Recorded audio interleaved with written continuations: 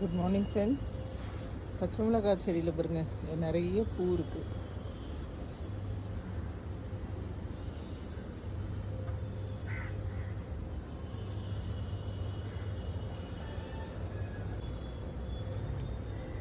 இதுக்கு இலையும் இந்த மிளகாவும் ஒரே கலரில் இருக்கிறதுனால பச்சை மிளகாய் இருக்கிறது கூட தெரிய மாட்டேங்குது. பழுத்ததுக்கப்புறம் தான் பார்க்குறேன் நான்.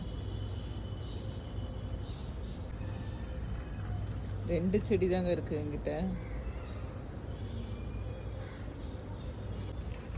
இது ஒரு 6 தொட்டி வச்சோம்னா நம்ம வீட்டு தேவைக்கு போதும்.